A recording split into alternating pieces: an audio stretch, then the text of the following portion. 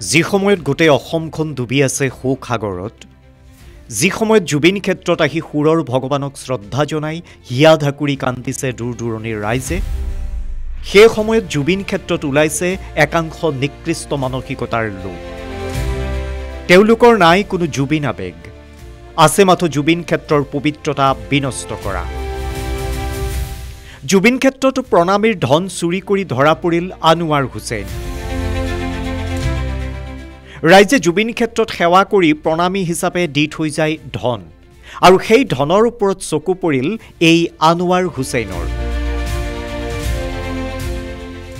এই মানুহজনলৈ মন কৰক, এয়া সোণাপুৰ জুবিন ক্ষেত্ৰৰ দৃশ্য।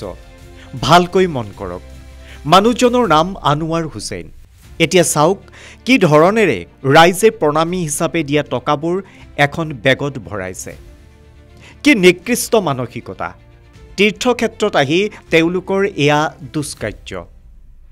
দুদিনমান আগতে জুবিন ক্ষেত্ৰত আহি জলিলুৰ নামৰ এগৰাকীয়ে জুবিন ক্ষেত্ৰলৈ অহা এগৰাকী দৰ্শনাৰ্থীৰ পকেট মাৰিছিল। তাৰ পিছতে জুবিনৰ মায়াবিনী গালে অদ্ভুত ধৰণেৰে এগৰাকী যুৱতীয়ে।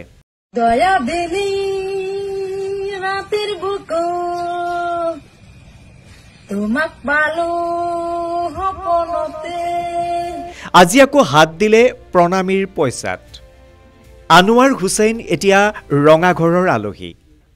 কি কয় আনোৱাৰ হুছেইনে?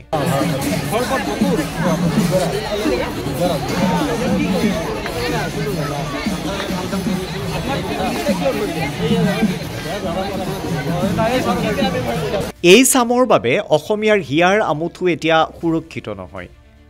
এছামে এছামক প্ৰক্ষেপণ কৰিছে জুবিন ক্ষেত্ৰত মাথো বিশৃংখল পৰিস্থিতিৰ সৃষ্টিৰ বাবে।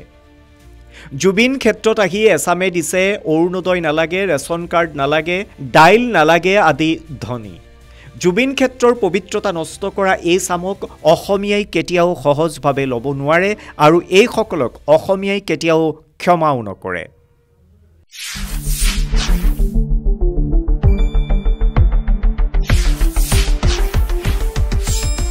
শুদ্ধ আৰু বিস্তৃত বাতৰিৰ বাবে চাই থাকক নিউজ ডেস্ক ৰিপৰ্ট।